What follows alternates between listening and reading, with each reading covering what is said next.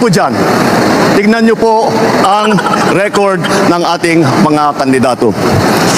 Wala sa kanila ang may bahid ng dugo dahil sa tukhang. Uy! Putang ina, wag mong pupuntahan yan, sir.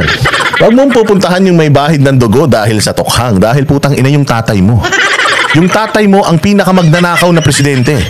Yung tatay mo ang pinakamamamatay tao na presidente. Kaya wag mong pupuntahan yan, sir. Kapag ka ginugil mo yung pangalan ng tatay mo, lalabas lahat ng baho nyo. It's in the internet, sir. Kaya wag mong pupuntahan yan. Yan ang pinakamalaking pagkakamali mo. Yung puntahan mo yan. You do not have to compete with the Dutertes. Wala ka sa kalingkingan nila. Besides, sila nga ang nakabisto, nakasama ka sa drug watch list.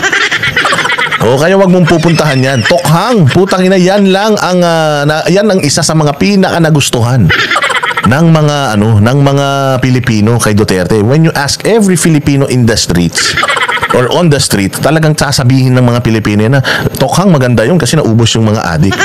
Palibhasa Bongbong, galit ka sa Tokhang kasi naubos yung source siguro. Siguro noong mga panahon na inuubos ni Duterte yung mga pusher, putang ina, pati yung source mo naubos. Pati yung pinagkukuhanan mo baka nawala. Kaya galit na galit ka sa Tokhang. Umamin ka. O hindi mo naman dinideny na adik ka. Di ba? Tinatanong ko kung adik ka, di mo naman dinideny. Ayaw mo rin magpa-drug test. Utangin lang yan. Anong iisipin ng tao? Di adik ka. Yun ang iisipin ng tao. Kaya kagalit sa Tokhang kasi baka adik ka. Baka. Ano pa? Wala sa kanilang kasabwat sa pagbulsa ng sako-sakong pera, pinagsamantalahan ang krisis ng pandemya, pinabayaan ang ating mga kababayan na magkasakit at mamatay. Ha? Tangina, ang galing. Tangina, ang galing talaga ni Bongbong. Sako-sakong pera daw ang ibinulsa. Nino? Tangina, Bongbong, bagyo lang, wala kang alam. Hindi mo alam kung paano susolusyonan yung baha at bagyo sa Pilipinas. Putang, kung ikaw ang presidente ng Pilipinas nung pandemic, sigurado ako patay na lahat ng Pilipino sa sobrang kabubuhan mo. Paalala ko lang ha, Bongbong ha. Meron po tayong krisis noong pandemya. Dahil sa pandemya, nagsarado ang ekonomiya. Ano ang ginawa ni Pangulong Duterte? Binigyan niya ng ayuda yung mga hindi makapasok sa trabaho, yung mga nawalan ng trabaho, yung mga na-stuck sa bahay. Nagkaroon ng sandamukal na mga COVID facilities. Nabayaran ng PhilHealth lahat ng mga nasa ospital na nagka-COVID. Maraming namatay, putang ina ka. Buong mundo maraming namatay, Bongbong. Hindi lang sa Pilipinas. Kung makapagsalita ka, kala mo naman sa Pilipinas lang maraming namatay. Punta ka sa India, punta ka sa Spain, pumunta ka sa Japan. Ang dami ding namatay dyan sa Singapore. Pero saradong ekonomiya, tinan mo ha, sarado ang ekonomiya, walang perang pumapasok. Nakapagbigay ng ayuda si Presidente Duterte. Nangutang ba siya para sa ayuda? Hindi. Gumawa siya ng paraan, gumawa siya ng pagkakakitaan para magkaroon tayo ng supplies. Ano yon? Bakuna, libre nating nakukuha. Habang yung ibang mga bansa, katulad ng Amerika, nagsara, hindi lalabas ang bakuna, sa atin muna. Si Pangulong Duterte nakipagkaibigan sa mga bansa para makakuha ng bakuna. Maiturok, putangin na mo, pati ikaw nga tinurukan eh. Pati nga mga pamilya mo tinurukan libre. Makapagsalita ka. Nagbibigay pa ng ayuda. Wala nang perang pumapasok, nagbibigay pa ng ayuda si Duterte noon. First tranche, second tranche, third, tatlong tranche. Pucha yan, halos 3 taon. Nasarado ekonomiya. O ngayon, binuksan na ekonomiya. Binuksan na ekonomiya. Nung ikaw naging presidente, open na lahat. Bukas na mga mall, bukas na mga opisina, balik na sa normal ng mga tao. Pucha, yung ayuda, namimigay pa rin kayo? Namimigay pa rin kayo ng ayuda hanggang ngayon? Tapos na yung pandemya, namimigay pa kayo ng ayuda, mga kumag kayo. Yun ang corruption. Paano mo sasabihin corrupt? Noong panahon ni Pangulong Duterte, tinaas ang sweldo ng pulis, tinaas ang sweldo ng sundalo. Namimigay pa ng ayuda. 10 taon yung passport, 10 taon yung lisensya. Yan ang presidente may nagawa. Nung binulsa yung sako-sako. Tangina, kung titingnan nyo yung mga relos ninyo, walang ganyang relos ang mga Duterte. Kung titingnan ninyo yung luho ninyo, walang ganyang luho ang mga Duterte. Pucha, ang sasakyan mo, Maybach. Si Duterte, ang sasakyan niya normal lang. Tingnan mo sasakyan ni Duterte ngayon, pick up na itim lang. Magaling magturo ang magnanakaw. O ganyan ang mga magnanakaw, magaling magturo ng mga ng iba para malihis sa kanila. Sabi nga kung sino yung unang nagsabi na mabaho, siya ang umutot. Ano pa? Ano pa sasabihin? Puta, fake news, di ba? Fake news, ha? Sabi nga, binulsa daw ang sako-sakong pera. Puta na. Nahiya naman kami sa inyong dalawa ni Martin Romualdez. Mali-malita yung pera na di umanong buhat-buhat ni Martin Romualdez dyan sa Okada. Tapos, ikaw nakakuha ka ng 2 tonelada na droga dyan sa Alitagtag, tapos nabawasan ng 1 tonelada. Saan napunta? Noong panahon ni Duterte, wala nakukuhang ganyang mga droga. Noong panahon mo, sa kaliwat kanan yung nakukuhang ganyang karaming droga, pero wala nahuhuling drug lord.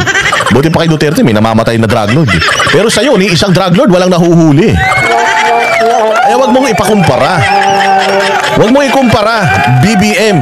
Ang daming highway na nabuksan ni Pangulong Duterte. Halos lahat ng airport napaganda niya. Tangina, ikaw Bongbong, sa panunungkulan mo, 3 taon wala ka pang naaayos. 3 taon lang actually matino yung Pilipinas ni Duterte. Yung remaining 3 years niya, putya nandiyan dyan yung sabog ng bulkan, lindol na malakas, category 5 na bagyo ilan.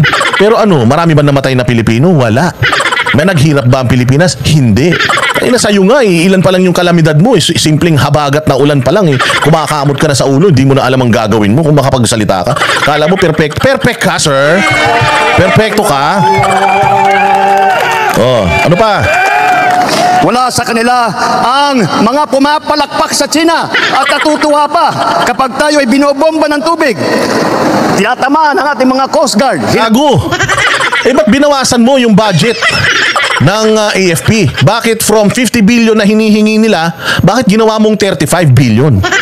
Di sana, kung talagang gusto mong manalo tayo dyan sa South China Sea na yan, putang ina, hindi mo sana binawasan ng budget ng armed forces ng modernization.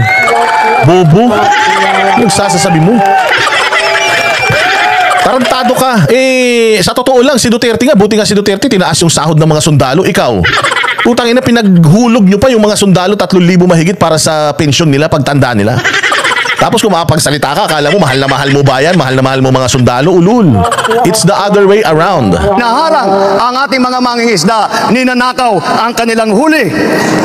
At bukod pa ron ay inaagaw pa ang mga isla natin para maging bahagi ng kanilang bansa. Wala po sa kanila ang tilang sakristan ng isang bulaang propeta. Wala ang propeta, ito tatawagan ba? Na nasasakdal dahil sa pagyurak sa ating kabataan at sa ating kababaihan. Aw, Bongbong, putang ina, ang kapal ng mukha mo. Alam mo naman pala na ganyan si Pastor Apollo Kibuloy. Bakit ginamit mo yung resources niya? Bakit tinanggap mo yung perang galing sa kanya? Bakit ka nagkamal ng mga tulong mula sa kanya? Kung alam mo naman pala na ganyan siya. Bula ang propeta. Bakit senador ka pa lang? Punta ka na ng punta sa Kingdom of Jesus Christ para manghingi ng suporta niya. Bakit kinakain mo yung pagkain na hinahain niya sa'yo? Bakit nung kampanya, wala kang inaatinan na mga debate dahil basura tingin sa'yo ng media? Bakit doon ka sa SMNI naghingi ng suporta? Nung rally nyo sa Tagum, kaninong bus yung ginamit mo para tulugan, pagpahingahan ng pamilya mo? Di ba kay Pastor Apollo Kibuloy? Bakit mo kinukuha o bakit mo ginagamit yung resources niya kung masamang tao naman pala siya? Anong tawag sa'yo, Bongbong? Bula ang propeta naman pala, bakit ka lapit ng lapit sa kanya? Bakit humihingi ka ng tulong sa kanya? Tanungin kita, anong nagawang mali sa'yo ni Pastor Kibuloy? Anong nagawang mali sa'yo? Lahat ng hiling mo ibinigay niya. Yung dyan sa hotel na dyan sa hotel na debate na ang dami-dami mong bitbit na julalay. Magkano yun? Binayaran lahat ni Pastor Apollo Kibuloy yung yung head count ng mga yan. Milyon-milyon, daang milyon yung kanyang ginastos sa entourage mo pa lang. Tapos yung mga resources pa niya na pinahiram niya sa'yo during your campaign. Dahil pinangakuan mo siya na itutuloy mo yung laban ni PRRD sa insurhensya. Ang kapal ng mukha mo, matapos mong makinabang, matapos mong kumamkam, matapos mong lunukin lahat ng tulong, putang ina, ito pang igaganti mo. Sasabihan mo pa ng masama. Gago yung mga mukha mo sa wall nila doon sa Kingdom of Jesus Christ. Kitang-kita doon yung mukha mo. humihingi ka ng suporta kay Pastor Apollo Kibuloy noon pa. Senador ka pa lang. Tinutulungan ka na niya. Anong nagawang mali sa'yo para ganyanin mo? Alam mo, ang magnanakaw, walang mga utang na loob yan. Katulad mo. Kapal ng mukha mo. Besides, presidente ka ng Pilipinas, presumption of innocence is inevitable. You are innocent until proven guilty. Nasa korte na, hinaharap niya. Buti pa nga siya, hinaharap. Ikaw, drug test lang, di mo maharap eh. Buti pa siya, hinaharap niya lahat eh. Nanay mo nga, convicted din eh. Ikaw, convicted ka din eh. Di ba? Kung makapagsalita ka, kala mo kalinis-linis ng pamilya nyo.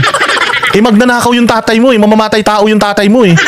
Di ba? Yung martial law ninyo, daming pinatay ng tatay mo. Nasa history books yan. Lahat ng kahayupan nyo, ninakaw nyo lahat ng pera ng taong bayan, tapos magsasalita ka tungkol sa nakaw. Kaban-kaban, sako-sakong pera ninakaw. Putang ina nyo, ang daming ninakaw ng tatay mo sa bayang Pilipinas. Huwag kang magsasalita tungkol dyan, Marcos. Putang ina, kung may pinakamagnanakaw ng mga politiko sa buong mundo, kayo yun. Kayo ang mga magnanakaw sa bayang Pilipinas. Kaya lahat ng mga sinasabi mo, patungkol yan sa'yo. Itong mga kaso ni Pastor Apollo Kibuloy sa Amerika, wala na, nalalaglag na isa-isa. Nakita mo yung ginawa ni Donald Trump doon. Sa Amerika, yung Department of Justice at FBI weaponized para targetin yung mga religious organizations, religious group para i-freeze yung mga assets nila. Di ba ganyan ginagawa mo? Di ba yan ang model mo? Di ba yun ang ginagaya mo? Oh, so ngayon, pagka napalitan na rin ng administrasyon, putang ina nyo, kung katulad ng ginagawa ni Donald Trump na binabalikan niya yung mga nang abuso sa mga religious organizations, babalik din yan sa'yo balang araw. Putang ina, Bongbong, kailangan bilisan mong pagtakas sa Pilipinas. Babalikan ka lahat ng mga kahayupang pinaggagawa mo sa bayang Pilipinas. Ano pa? Wala sa kanila ang tagataguyod ng pugad ng krimen, ng sentro ng paglalapastangan ng mga kababaihan na mga pogo. Pogo? Tangina, alam mo yung mga kasama mo dyan? Nababalitaan may pogo. At saka, huy, tumigil ka ha. Yung pogo, galit na galit ka. Pinatalsik nyo yung pogo. Pero pinalitan nyo naman ng mga online na sugal. Online na sugal na ang apektado mga Pilipino. Katulad ng sinasabi ko, yung pogo, ang binibiktima niyan, mga Chinese din. Pero itong mga bagong sugal ngayon na nagkalat, ang binibiktima niyan, mga Pilipino na.